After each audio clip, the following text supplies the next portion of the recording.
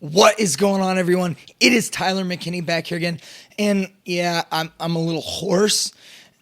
I wish it was because I was yelling and screaming because I was excited about the XFL this week, but it's not, unfortunately. Hey, if it's your first time here, glad to have you. If you're a return viewer, thanks for coming back and thanks for watching more videos. And if you haven't yet, please consider subscribing. Yeah, now to get back to it, I've got kind of this drainage thing going on. Hopefully it goes away and I get my voice back so we can get and dive into these games, because when I look at things, I can already tell that there's some analysts that we need to go through and we need to do. But I want to start off right off the bat and say that this weekend was kind of a tale of two games. The first two games were really just kind of fast-paced, firepower, and we really got to see some electrifying gameplay, some good offenses in the Roughnecks and in the Defenders, and actually Seattle didn't look too bad in their loss. And LA's got some work to do, but hopefully they get Josh Johnson back. I think that'll bring things back around for them. However, looking at this and going forward with things, I think that the second day was a different type of football. We saw a little bit more smash mouth football, a little bit slower style, not necessarily by design, but it just so happened to be that way. And you can really tell the difference in the quarterback play. And in this league especially, quarterback play is going to be huge. And we saw that in the first game. And let's just go ahead and let's just start in the first game. First game, definitely with the quarterback play.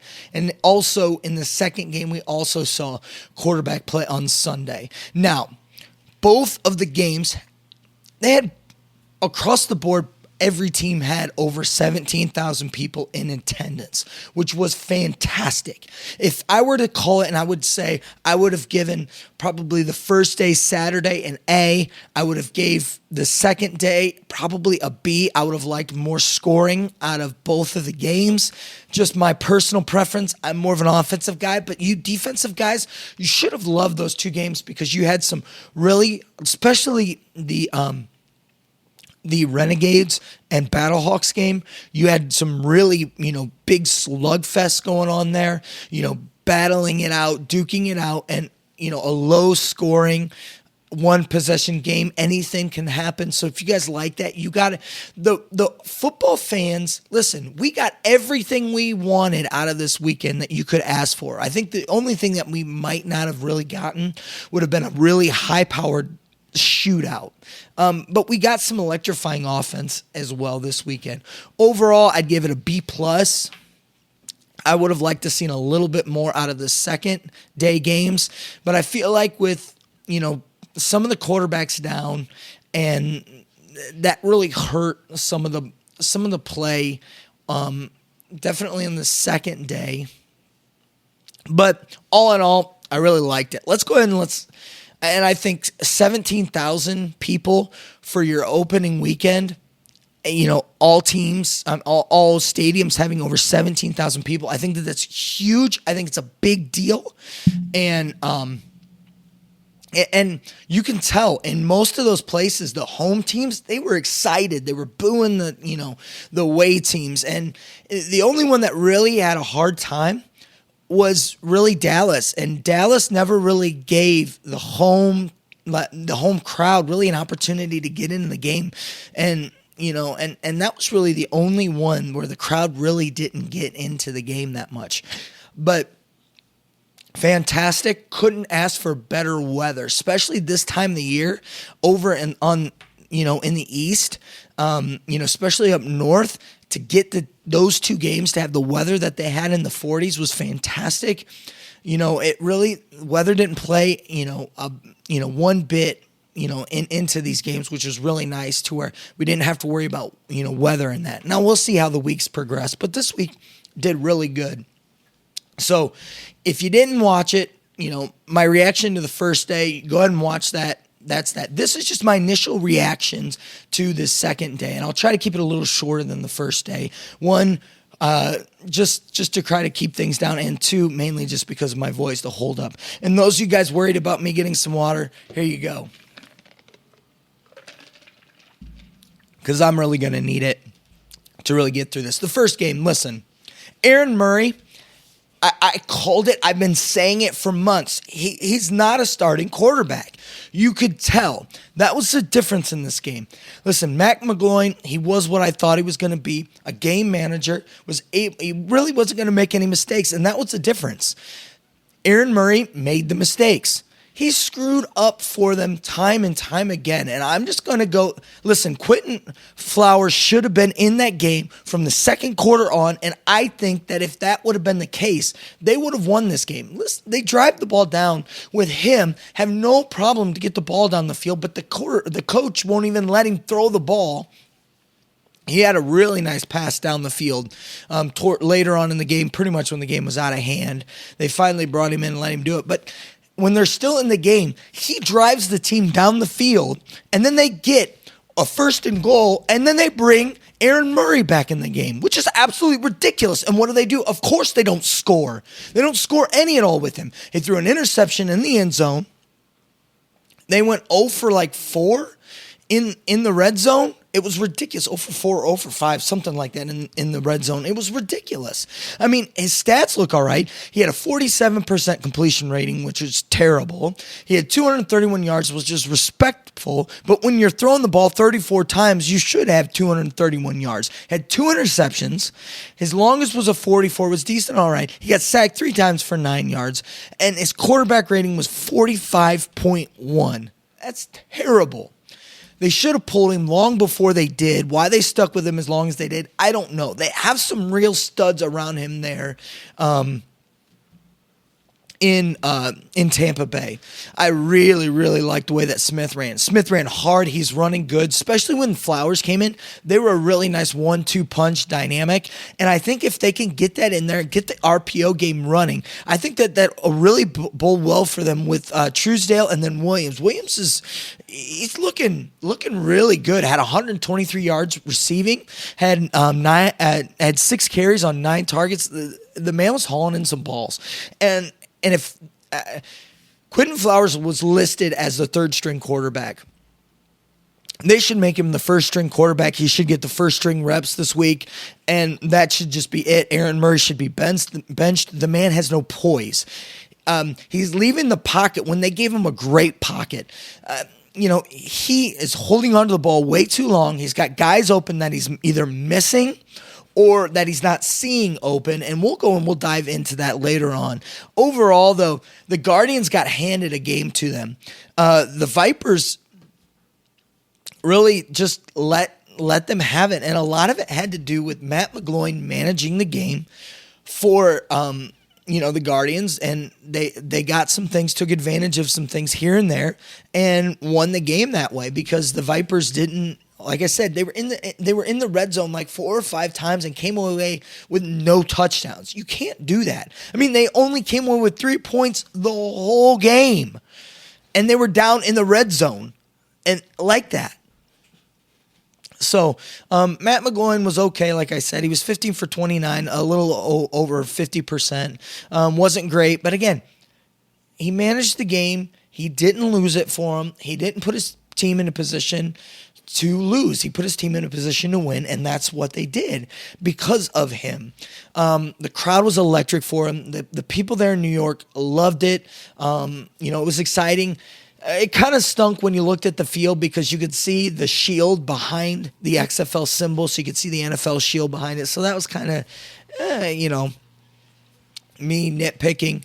You could definitely tell, though, they fixed the things from the first day. They were definitely both in the ESPN broadcast and the Fox broadcast. For both of them, they were putting the delay on because of all of the players cussing and that. So that was good to see. The Fox team, they got better as they went. I still I thought Joel Klott and Kurt Menefee did a fantastic job. They were probably my favorite announcing group out of the whole weekend. Olsen was okay. I didn't like all the references to getting back into the NFL, during their broadcast. Listen, this is their own. This is the XFL's own football. Now, as things went on and progressed, you could definitely tell that like even those guys are like, dude, why did you pull out Quentin Flowers? Why is Andrew Murray still in this game? It was just bad, and we'll leave it at that. I will say, Sanders on defense, the man's a stud. I think he played really well in the AAF, if I remember right. Looked really good there. He was a stud today. I think he had the pick six. He had a couple other really big plays. The man was all over the field. He's going to end up on some NFL roster next year. And that's the thing that kind of stinks that I took away from this weekend. The fact that like these guys who play really well, unfortunately, we're not going to see them in the XFL next year because they're going to be on NFL squads, which is great for them because they're going to get a paycheck.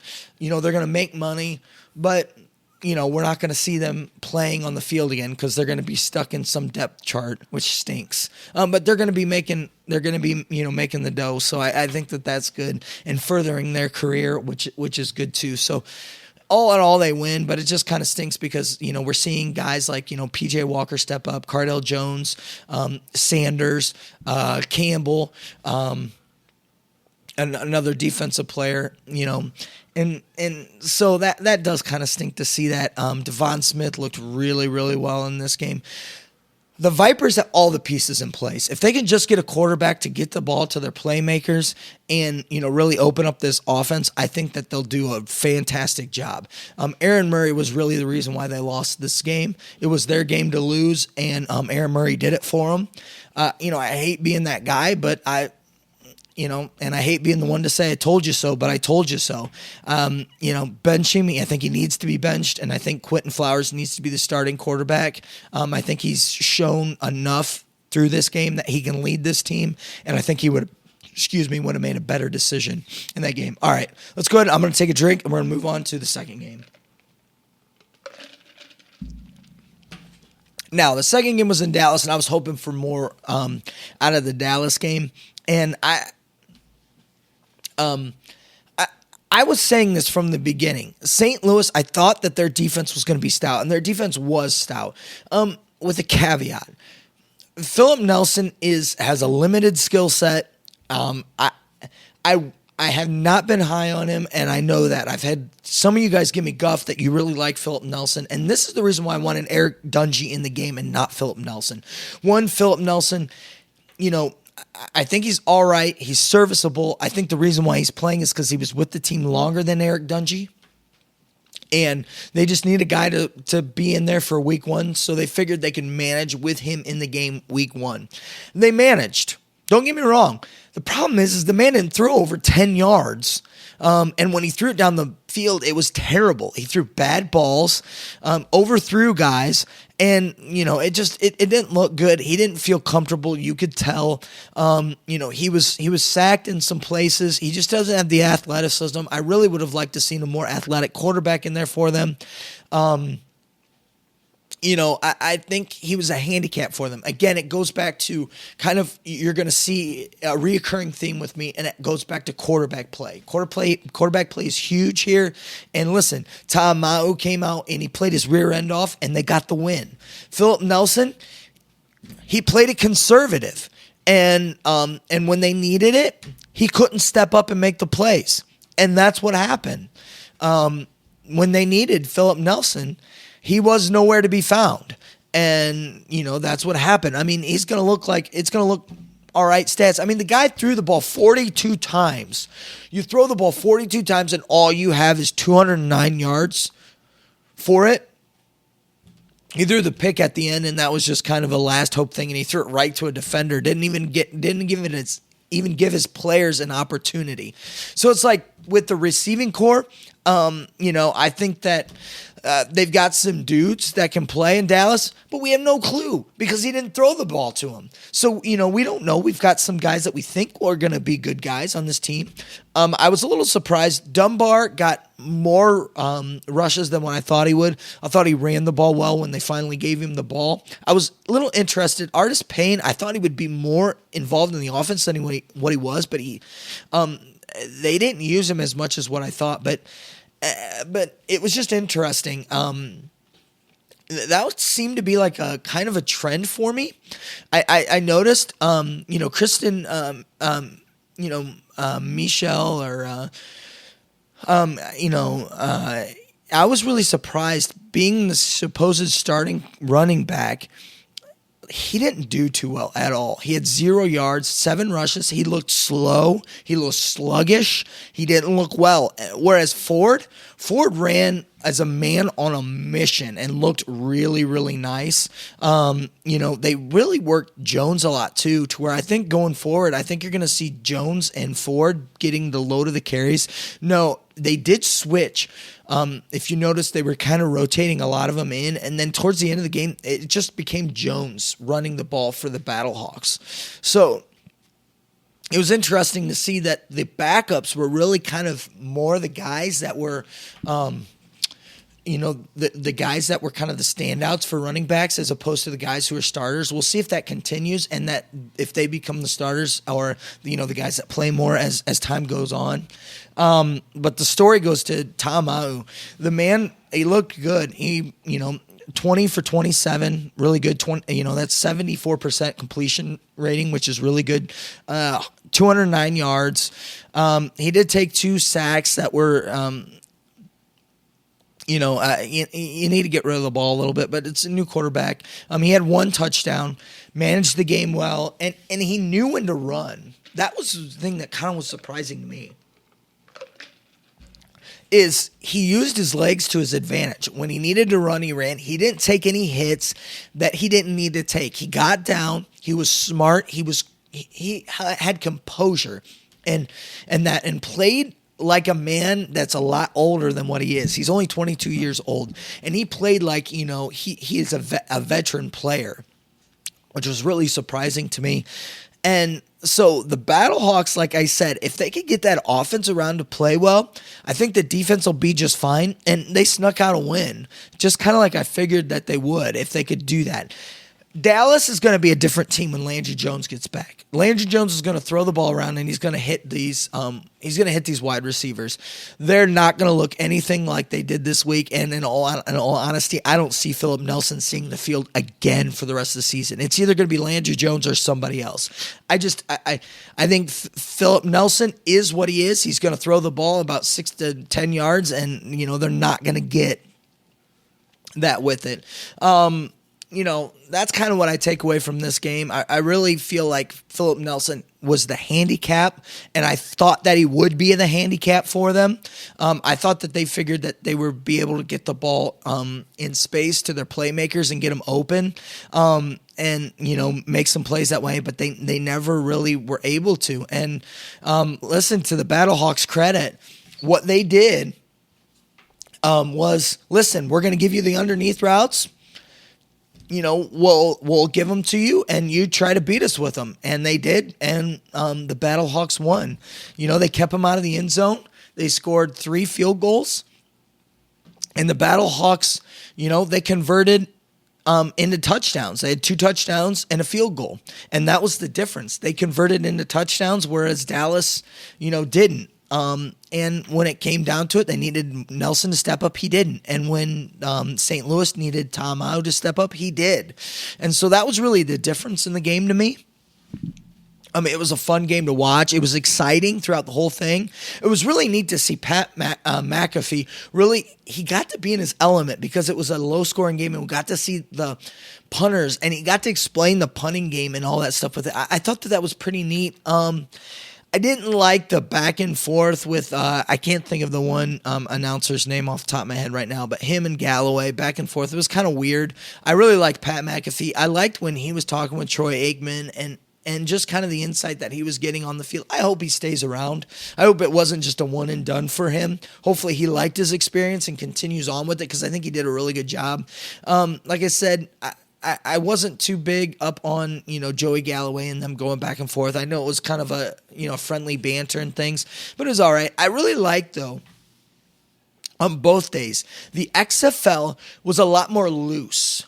They let their announcers, their color guys, their commentators, their play-by-play guys just kind of be loose with it. And you could see it was more of a natural feel, and it was nice to get that. They didn't have to worry about saying the right things or, not questioning refs or questioning refs. And, Pat McAfee has been on point. If you watch any of the stuff that he does, he's been very, very critical of the NFL referees and, what they're doing and the officiating. And, he was very vocal that he likes what the XFL is doing and telling us and letting us know what's going on and the calls that they're making and how they're doing it. I really like that. And I thought that they did a fantastic job calling this weekend. Overall, it was a great thing. There was a few hiccups. They need to figure out the stuff with the headsets and all that. They had some issues, especially later on, that I think affected a little bit of the St. Louis and Dallas game. They need to get some of that figured out, because if you don't have that puts you at as a disadvantage, especially with only 25 seconds. If you don't have that communication, especially if your offensive coordinator is up in the booth, that's not a good thing. So you've got some of that type of a thing going on. They need to fix that. Some of the delay stuff and the interview stuff still feels weird. I don't know if I really like the interviews. Now, Pat McAfee did a better job, and they're kind of figuring out as they go. So maybe, they tweak it a little bit, and they still have the full access, but maybe they figure out better times when to interview and get these interviews in and talk to these players and stuff. Overall, though, really enjoyed it. Thought it was really good. Now, let's talk real quick about what's going to happen. So what we're going to do is this is just a quick reaction, my thoughts on it. This week, we're going to break down each one of the 4 games and what won and lost it for each team. So I'm going to go through through some of the plays. We're going to pull them in. I'm going to show you what happened throughout the game that really changed the game and won the game for some of the teams and lost it for some of them. So we're going to get into the X's and O's, literally X's and O's, and start looking at that. So if you guys like that stuff, be tuning in about midweek. We're going to get those out. And then what I'm going to try to do later on the week, get a couple days beforehand, we're going to go through, we're going to start picking the games for this upcoming week, the guys to watch, and kind of the thoughts. And hopefully, if we do get some news throughout here, I'll try to get some news videos in there as well. But that's kind of how we're going to try to do it, to break it down for the XFL. I'm really excited to break down these games, because I think that there's some things and some X's and O things that we can really look at, really glean on, to kind of see how some of these games were won and how they were lost. But overall, thought it was a great weekend for the XFL. I thought that they did exactly what they needed to do. And look, I think football's here to stay in the spring. I think the XFL is going to continue to grow on here, and I'm really excited and looking forward to our week 2. I hope you guys are. All right, guys. Well, listen, I know that you're busy, and I know that I'm busy, so let's get on out of here. You have a good night. Bye.